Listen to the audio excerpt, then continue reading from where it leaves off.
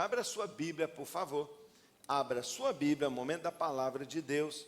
Abra sua Bíblia em Mateus no capítulo 14. Mateus capítulo 14. Mateus capítulo 14. Do verso 1 a 12, nós vamos ler, mesmo texto que lemos hoje pela manhã, nesse culto cívico de amor ao Brasil, de intercessão e gratidão a Deus. Assim diz a palavra de Deus, um texto importantíssimo para nós entendermos, e eu espero que Deus fale muito ao seu coração, através da palavra dele, a você, um brasileirinho que Deus está abençoando tanto, não é? Assim diz Mateus capítulo 14, verso 1 a 12.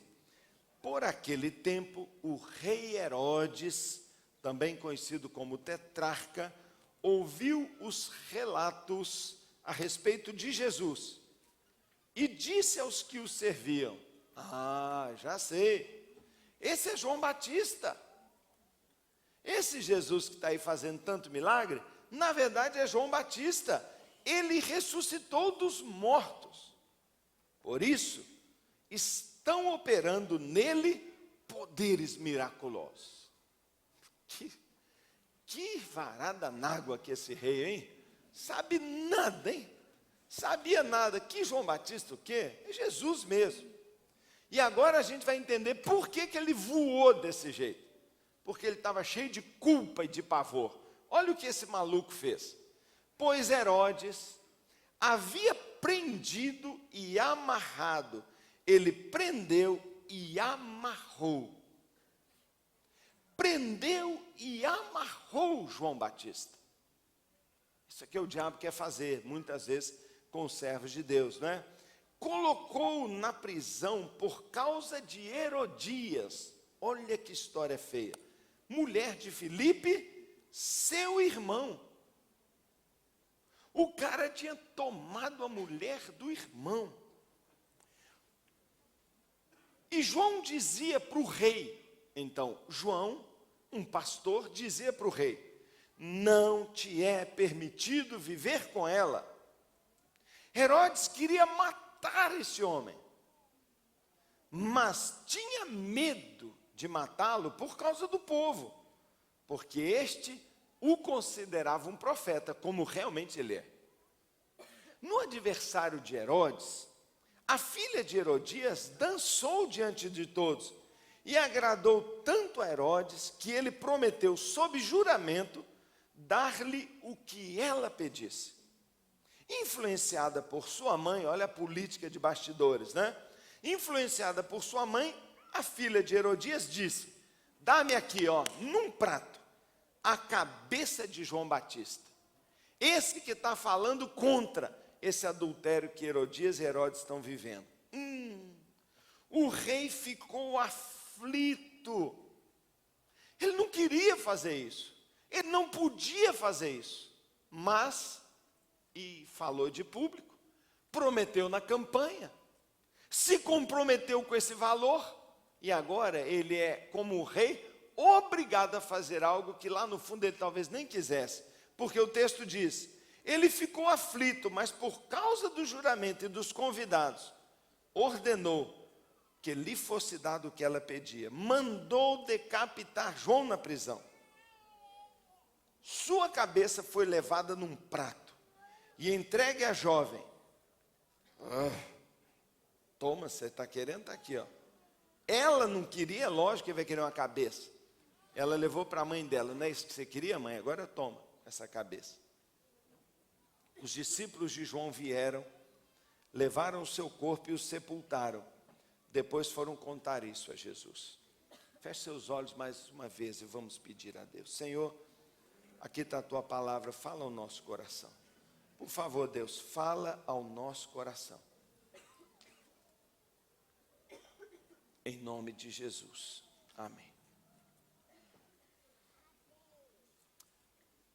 Eu avisei muitas vezes que eu iria falar hoje, que hoje, 7 de setembro, seria um dia cívico, que nós falaremos sobre o Brasil e traríamos um posicionamento. Talvez por isso, bem menos gente do que normalmente vem, participa desse culto conosco hoje à noite.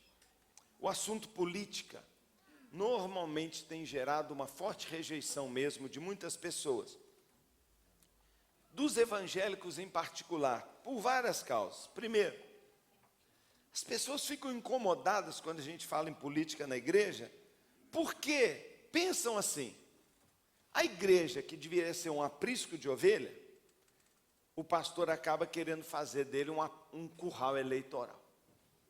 E as pessoas detestam isso como nós detestamos também. E fica bem claro para você que nunca tentamos, nem nunca vamos tentar fazer da nossa igreja um curral eleitoral. Curral eleitoral é o quê? É impor um voto ou uma direção para você, de maneira nenhuma. Mas se não queremos fazer de forma alguma da igreja um curral, nós como pastores somos obrigados, como João Batista foi obrigado, a falar, ensinar e às vezes até denunciar certas situações e momentos contrários à palavra de Deus. Então eu entendo isso. Segundo lugar, muita gente não gosta também de falar isso, porque imagina o seguinte: não, esse negócio de política, como o João falou, é tão sujo que isso é do diabo. Sabe, irmãos, é um absurdo pensar que todo político é honesto, é desonesto. Que todo político é corrupto. É um absurdo, é a mesma coisa que dizer que todo médico está com esquema com laboratório. É a mesma coisa dizer que toda pessoa rica ganhou dinheiro porque roubou. Toda generalização é burra. Existe muita gente boa trabalhando no campo, na esfera política no Brasil. Muita gente boa. Mas a imprensa só denuncia ou fala daquilo que é horroroso, feio. Porque isso vende, porque isso é sensacionalista. Ninguém vai fazer uma reportagem sobre os lindos trabalhos que têm sido feitos por muita gente boa nesse país. Por isso a gente acaba, todos nós, associando uma imagem negativa, e às vezes nem sempre é assim. Mas uma terceira razão faz esse assunto também não ser legal, é porque lá no fundo do nosso coração a gente pensa assim: ah, esse planeta já era, Jesus vai voltar mesmo, então, sabe, eu quero que vá tudo para o inferno, como o Roberto Carlos falou. É verdade, tem muita gente que pensa assim. E tem muita gente que diz assim: sabe, o nosso negócio é pregar o evangelho, levar o pessoal para o céu, porque essa terra jaz no maligno mesmo. Agora deixa eu dizer para você, eu tenho lido a Bíblia por muitos anos, e eu não encontro aqui uma autorização de Deus a que a gente não se importe com a nossa terra. Na declaração de visão desta Igreja Batista Central, nós nos dizemos uma igreja em células, uma igreja do Senhor Jesus em célula, ou seja, multiplicadora, evangelizadora, uma igreja que é realmente, sim, trabalhadora, uma igreja em células que vive o amor de Cristo aqui dentro, que somos uma família, que vivemos o Evangelho, mas termina a nossa visão dizendo: e que transforma o mundo. É parte da nossa visão um mundo melhor. Entendemos para valer que o mundo só muda quando as pessoas mudam. E nós estamos pregando o Evangelho. Mas Deus nos deu, não é, o privilégio, a oportunidade de servir a nossa geração, como foi falado aqui, abençoando o nosso país. A verdade, irmãos, é que por essas e outras razões, a igreja evangélica tem sido omissa em várias questões. E tamanha omissão não se justifica por parte da nossa igreja ou de qualquer igreja. Não se justifica. Sabe por quê? Por causa de homens como João Batista. A história que nós acabamos de ler faz parte do nascimento do cristianismo. O cristianismo tem dois cabeças: João Batista, que prepara a vinda de Jesus. Dois grandes líderes que coexistiram na mesma época, inclusive eram parentes. A função de João Batista era preparar o caminho, a entrada de Jesus em cena, e ele faz isso de forma brilhante. Jesus chega a dizer que não houve dos nascidos de mulher nenhum homem maior que João Batista. Ele era um profeta, ele pregava o avivamento, o arrependimento. Israel foi sacudida por João Batista, o último grande profeta antes da vinda de Cristo, um homem extraordinário, um pregador de multidões, batizava o povo no batismo de arrependimento. Pois esse João Batista, um homem ligado às coisas de Deus, não conseguiu enxergar o rei daquela nação vivendo com a mulher do seu irmão e ficar calado. Alguém diria assim: João Batista, o que você tem que se meter? João Batista, prega o evangelho. João Batista, sua missão é preparar o caminho para Jesus, não é se meter com a política. Muitas pessoas têm dito assim: o homem público, o que ele vive na sua intimidade não é da nossa conta. Muitos de nós deixamos, não tem problema se aquela é lésbica, se aquele ali vive uma vida toda atrapalhada. João Batista não concordava com isso. João Batista pagou um preço. Ele morreu jovem, foi decapitado, porque ele disse na cara do rei: isso você não pode fazer.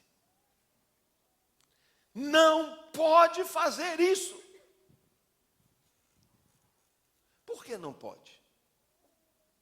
Eu fico pensando, se a função dele era preparar a vinda de Cristo, do cristianismo, poderia aquele comportamento familiar, aquele comportamento imoral de um rei, continuar? Ou será que aquilo, de certo sentido, bloquearia o avanço do cristianismo? Será que o cristianismo mexe com essas questões de família também? É claro.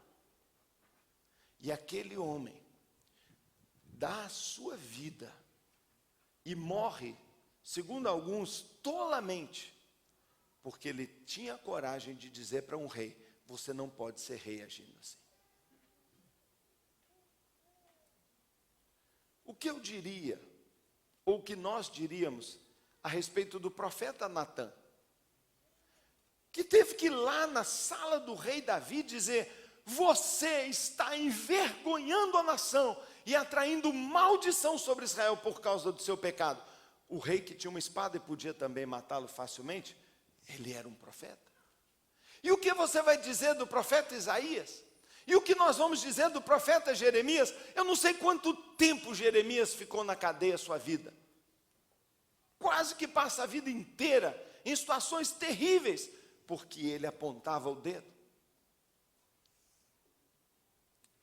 O que dizer de Dietrich Bonhoeffer? Um alemão que nasceu em 1906 e morreu em 1945. 45, final da guerra, exatamente isso. Teólogo, pastor luterano, membro da resistência alemã antinazista. Membro fundador da chamada Igreja Confessante. Assinou a Declaração de Bremen, quando em 1934, muitos pastores e reformadores disseram: não aceitamos esta ditadura na Alemanha. E eles declararam: Jesus Cristo, e não homem algum, partido algum ou estado algum, é Senhor e Salvador da nossa vida, só Jesus. Obviamente, esse movimento foi colocado na ilegalidade. E em abril de 1943, ele foi preso e amarrado, como João Batista, jogado numa cadeia, porque ajudava judeus a fugirem para a Suíça. Foi levado para a prisão e em 9 de abril de 1945, apenas 3 semanas antes das tropas aliadas libertar o campo onde ele estava preso, Hitler o mandou enforcar. E junto com ele foi pendurado numa corda o seu irmão Klaus, seu cunhado Hans e seu outro cunhado Rüdiger. Jovens que disseram: não pode acontecer o que está acontecendo na Alemanha.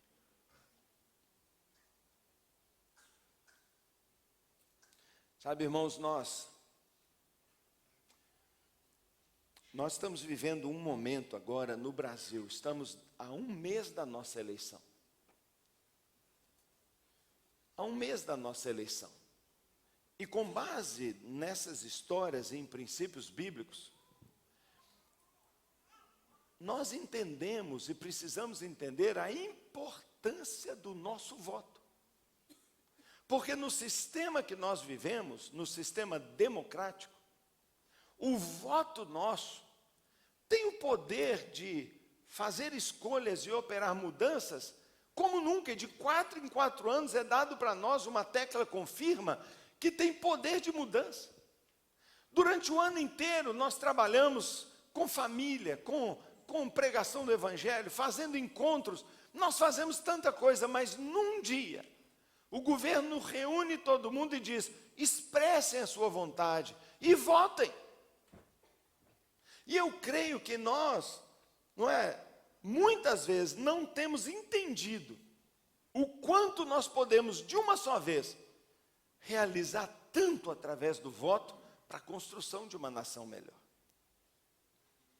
Nosso voto, o voto da igreja, pode ser uma bênção para o nosso país. Porque nós conhecemos a palavra de Deus, nós entendemos os valores, nós sabemos o que pode ou não pode. E todos nós, através do voto, podemos ser como um João Batista. E nós podemos, através do voto, dizer: isso não pode no nosso país. Chega daquilo. Nós podemos fazer isso. Mas para isso, nós precisamos pensar e analisar.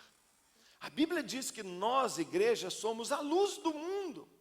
Isso pressupõe que há trevas, e trevas significa qual a direção a seguir? Eu não sei, a luz do mundo pode mostrar.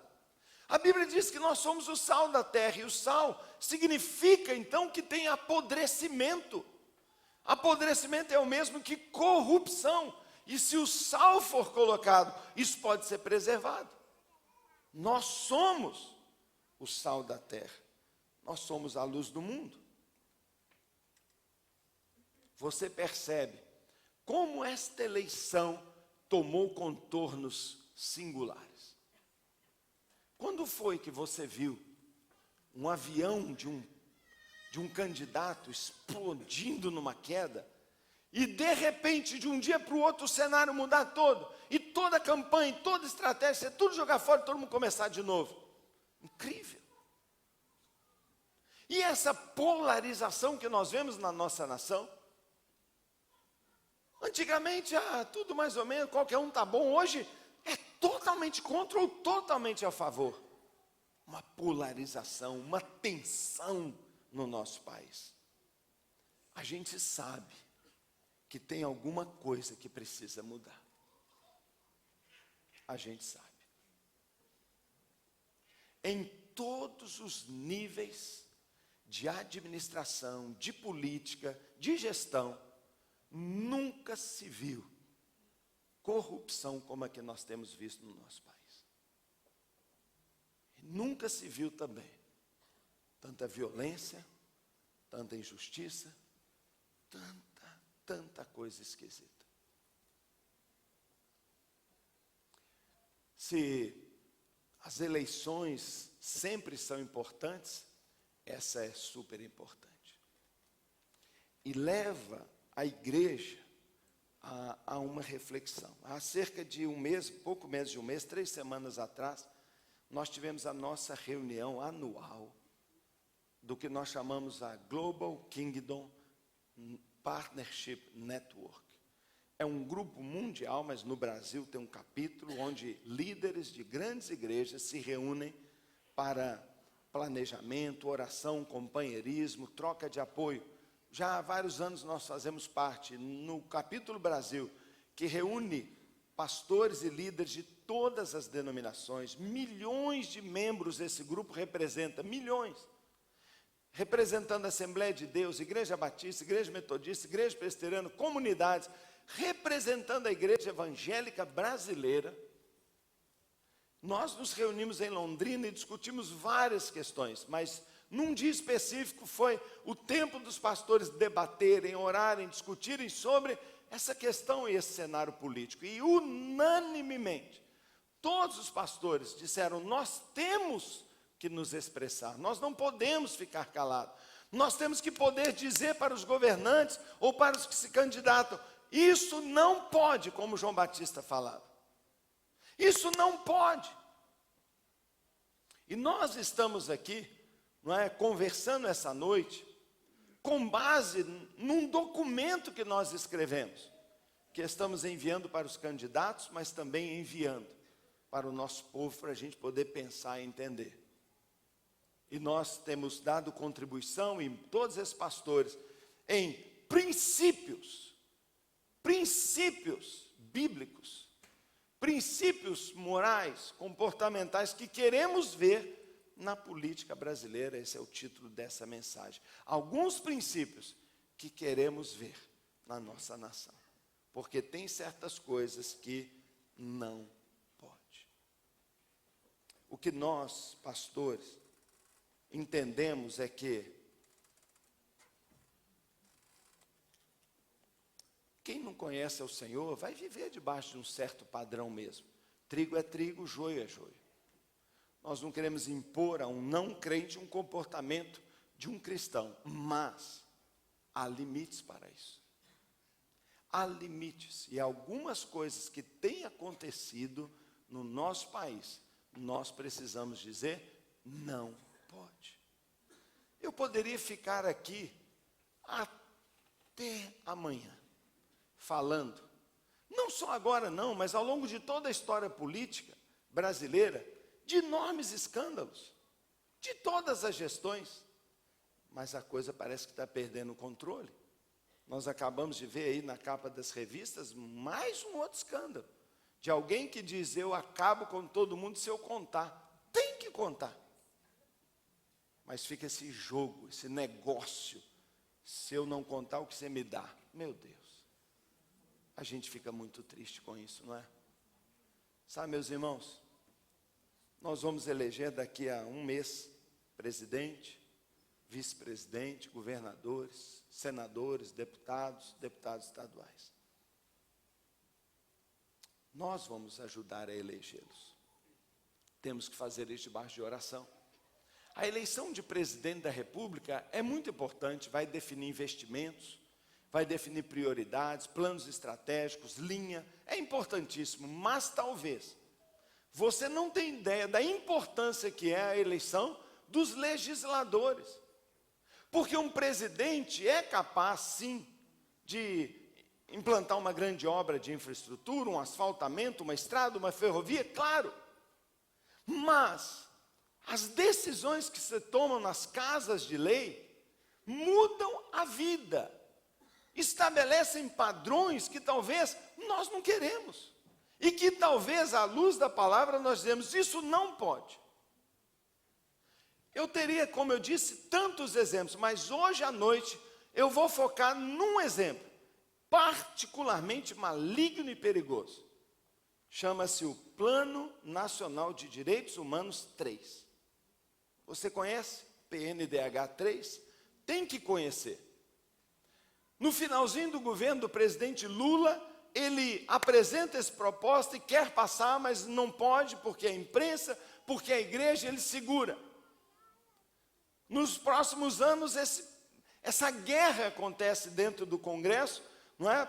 Querendo aprovar um plano nacional de direitos humanos, um projeto do governo atual, apoiado por vários partidos, que está tramitando no Congresso Nacional desde o final, então, do governo Lula, e só não foi aprovado, eu quero dizer a verdade, por causa de uma ação enérgica e firme de deputados e senadores católicos, que talvez estejam ainda muito mais preparados do que nós nessa área, e são eles que têm lá dito não, não e não. E por causa desse PNDH, houve o rompimento da Igreja Católica com muitos movimentos sociais e políticos históricos do nosso país. O PNDH diz assim: ele dá continuidade ao processo histórico, está escrito lá na página do governo federal. A terceira visão do PNDH dá continuidade ao processo histórico de consolidação das orientações para concretizar a promoção e a defesa dos direitos humanos. Legal. Avança incorporando a transversalidade nas diretrizes e nos objetivos estratégicos propostos, na perspectiva da universalidade, indivisibilidade e interdependência dos direitos humanos. Parece muito legal, mas quando a gente no site abre assim o livrinho de capa azul que lá está, a gente se assusta e fala: se nós não votarmos em gente realmente que tenha princípios claros, essa lei vai ser aprovada, sancionada, sem que haja quem impeça. Você quer ter uma ideiazinha a respeito do que o PNDH3 diz? Primeiro, é um programa que fere diretamente o direito à vida. Por quê? Porque ele pretende legalizar totalmente o aborto no Brasil. Você sabe disso? A legalização do aborto, irmão, é a coluna mestre desse programa.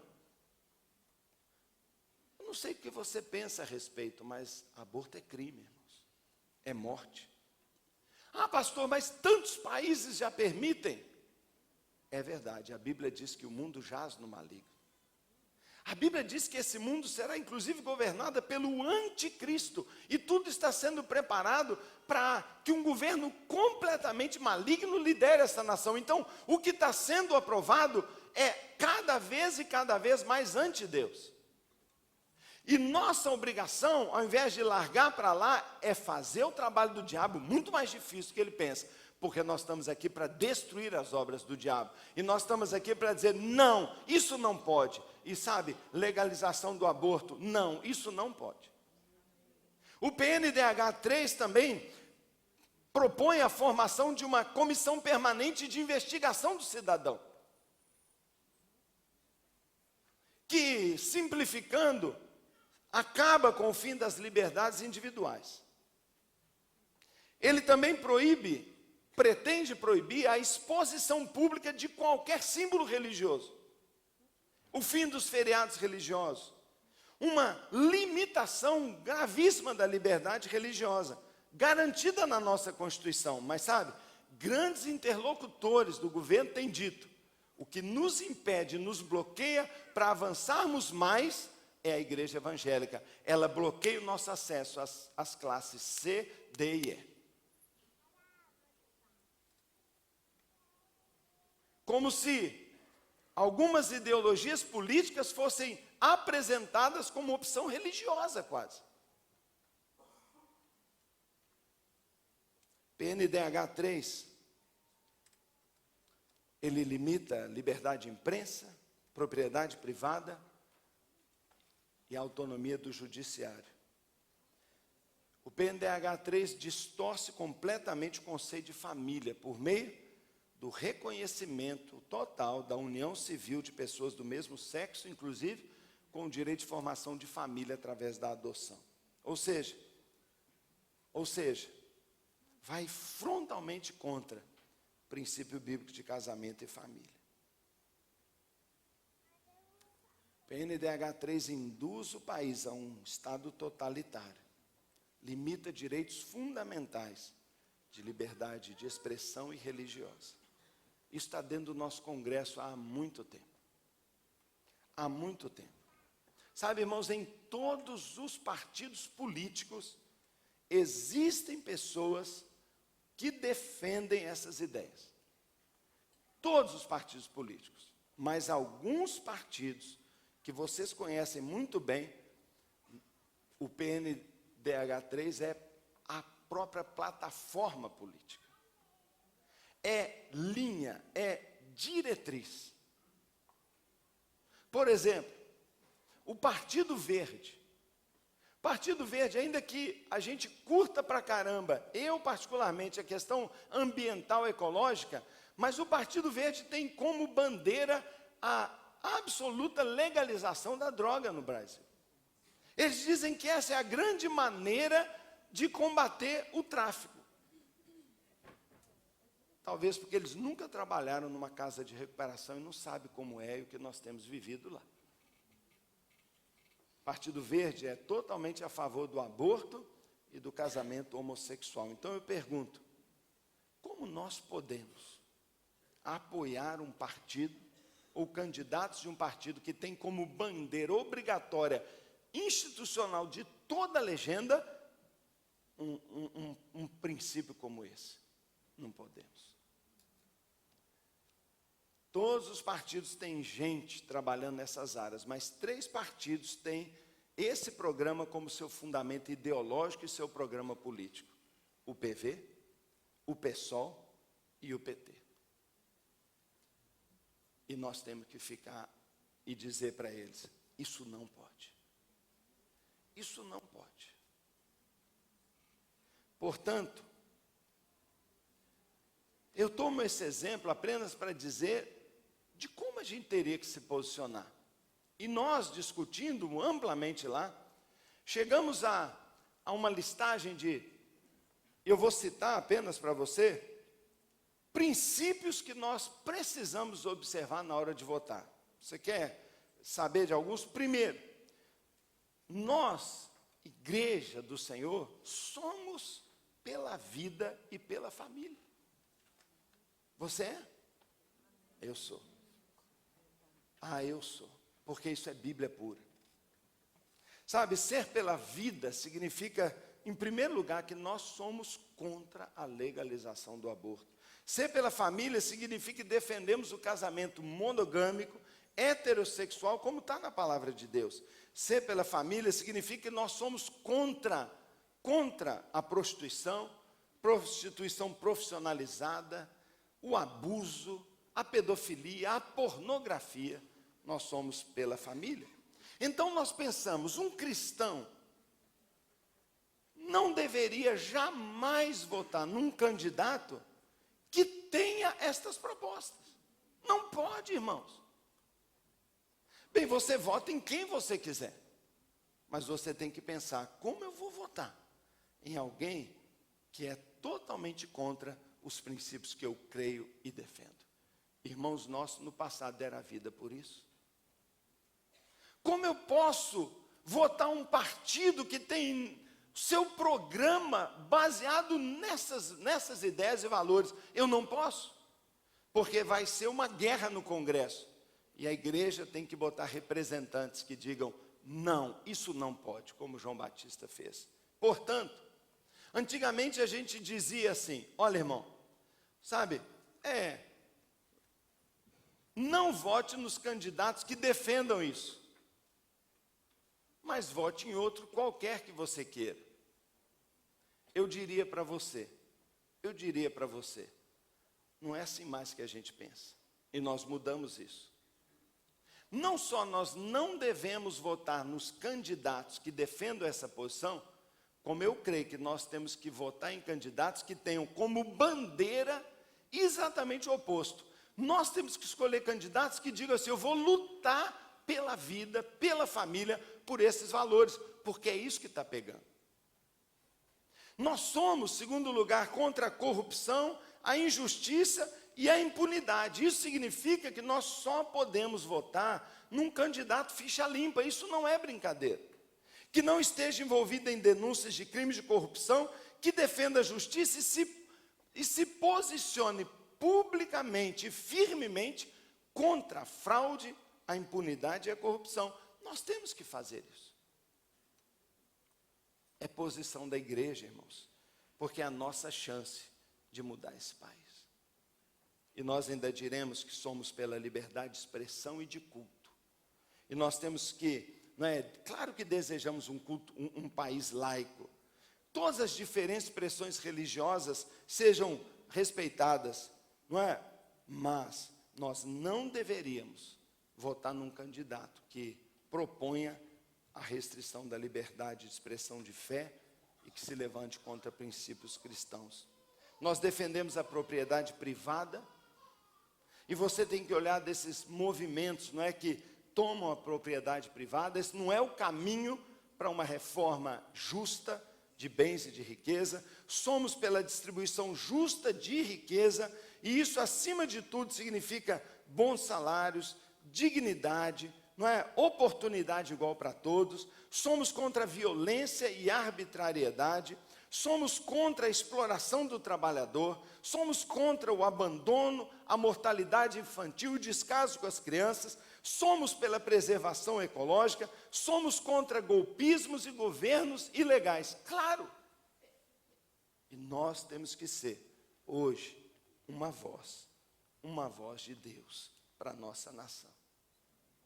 Sabe, querido irmão, é o nosso país. Nós somos brasileiros.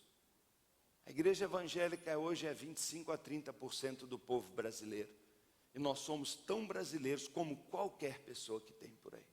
Nós amamos o nosso país, mas nós amamos a Jesus, a sua palavra. Portanto, eu desafio você, ore a Deus. Ore a Deus. Nós temos 3 candidatos a presidente. Ore a Deus, Senhor, qual candidato eu devo escolher? Para nós é delicado, porque nós temos dessa vez agora uma candidata que é verdadeiramente convertida, é crente mesmo. Ora, busca a Deus, cheia do Espírito Santo. Será que ela é a melhor opção? Você deve pensar. Será que é o ex-governador Aécio, que saiu com uma aprovação enorme? Será que é a continuidade da presidente Dilma, quem nós respeitamos e oramos pela sua conversão, pela sua bênção? Você tem que pensar isso, mas princípios têm que orientar a sua decisão. Para governador, para senador, mas acima de tudo, nós precisamos ajudar o nosso país, colocando dentro das casas de leis homens que vão defender valores. 1 mês, e nós vamos apertar ali a tecla. A igreja tem um candidato a oferecer? De maneira alguma. Mas o que nós dizemos é que de maneira alguma eu vou votar num candidato que não tenha propostas claras em cima desses princípios que eu realmente acredito. E a igreja evangélica e as principais lideranças estão notando e observando que é tempo de um posicionamento mais firme. Chega, não dá mais. Não dá para agir desta maneira. Não dá para uma impunidade como essa. Não dá para mentira mais como essa. Não dá mais para cobrir as coisas. É a nossa oportunidade. Eu oro mesmo para que nós possamos oferecer ao nosso país um voto abençoado para mudar o destino do nosso país. Eu queria convidar você a fechar os seus olhos, orar a Deus.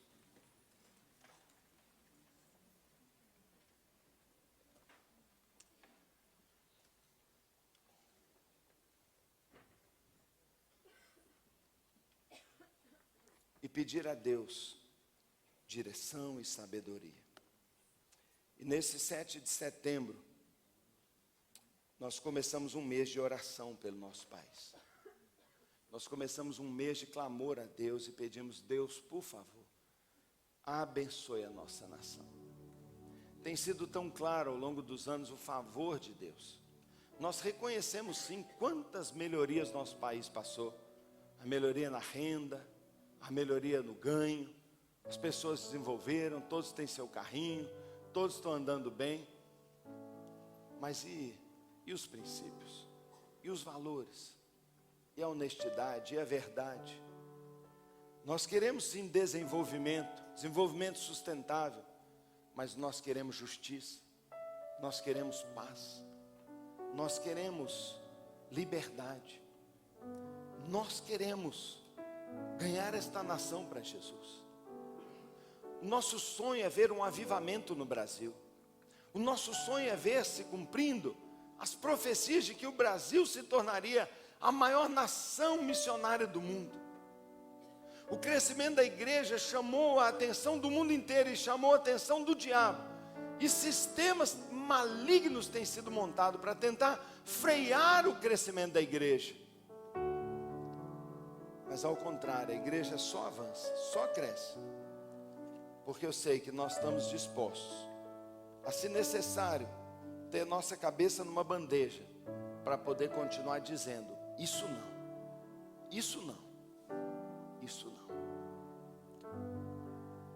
Senhor, nós mais uma vez, Pai, oramos pelo nosso país. Senhor, nós oramos pela igreja brasileira.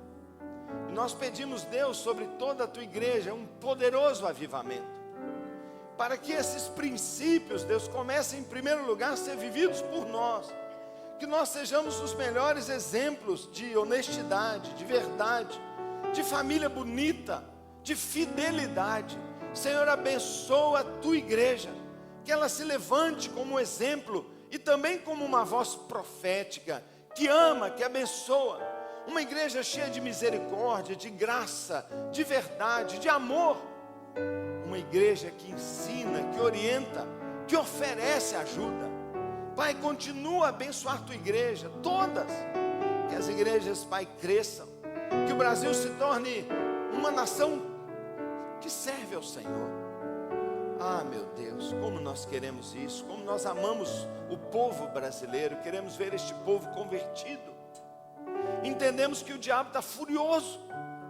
E que está levantando de todos os ardis para atacar de fato é a igreja do Senhor Jesus. Oh Pai, tira a venda, Senhor, dá visão, dá entendimento.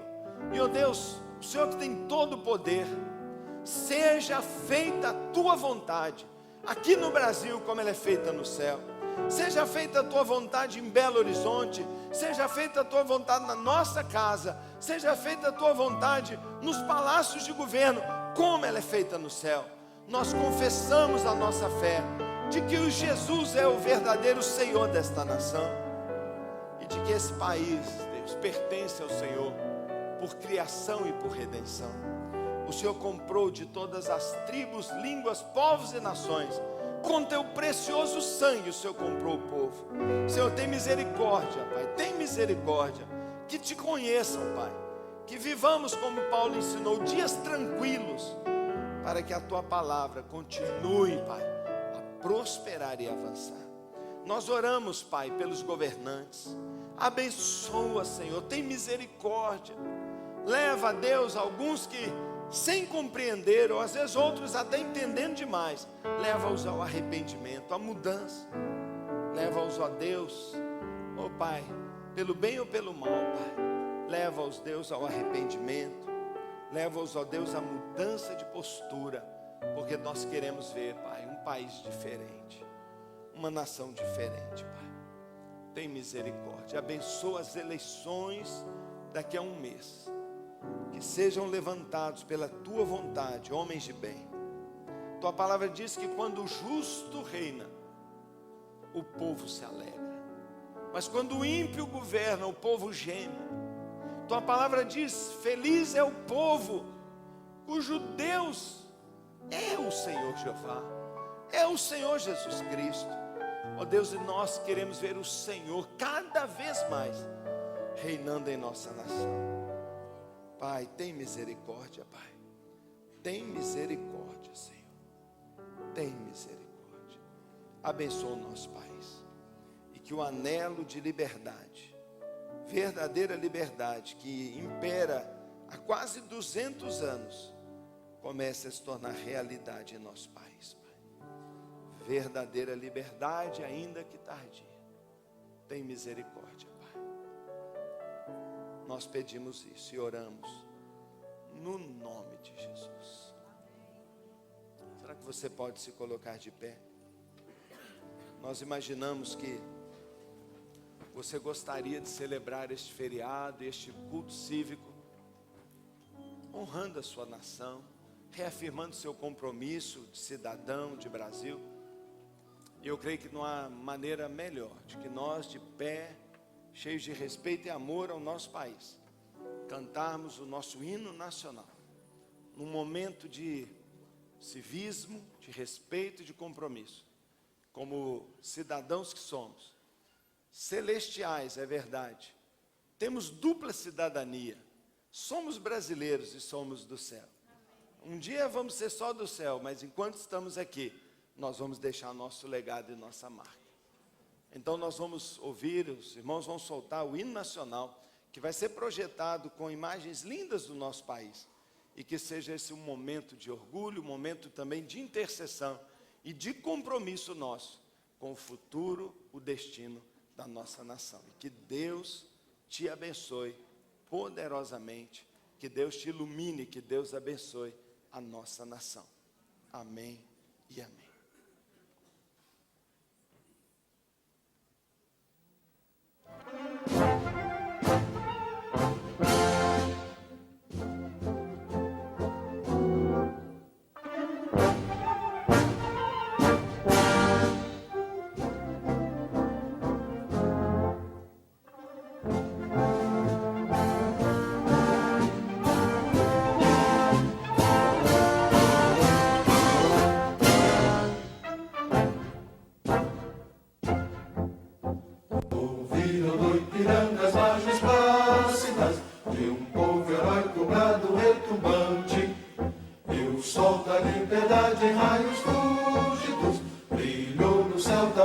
Nesse instante, se o penhor dessa igualdade conseguimos conquistar com braço forte, em teu seio, ó liberdade, desafio o nosso peito à própria morte.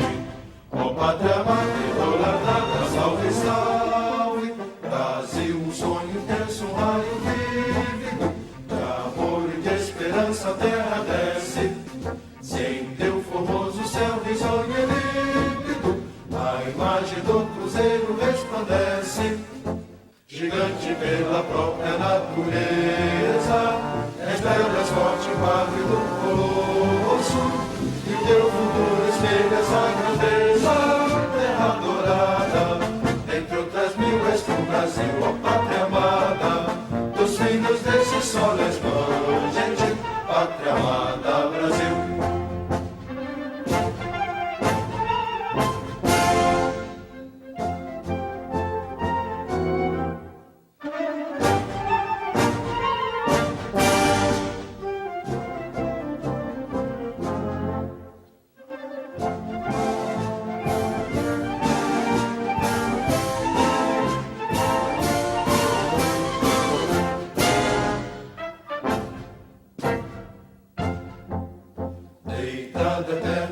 Imenso esplêndido, ao sol do mar e à luz do céu profundo, fulguras do Brasil, florão da América, iluminado ao sol do novo mundo, do que a terra mais garrida, teus risonhos lindos campos têm mais flores, nossos bosques têm mais vida, nossa vida no teu seio mais amores. Ó pátria amada, idolatrada, salve, salve, Brasil de amor eterno seja símbolo, olá para o que ostentas estrelado, dedica o verde louro desta flâmula, paz no futuro e glória no passado, mas serves da justiça clava forte, verás que o filho teu não foge à luta, quem tem ninguém te adora a própria morte, terra dourada, entre outras mil és tu Brasil, ó pátria amada, dos filhos desse sol és mãe, gentil, pátria amada, Brasil.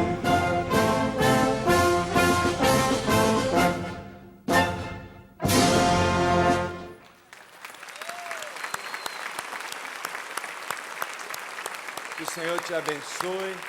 Você tenha uma linda semana, boa célula.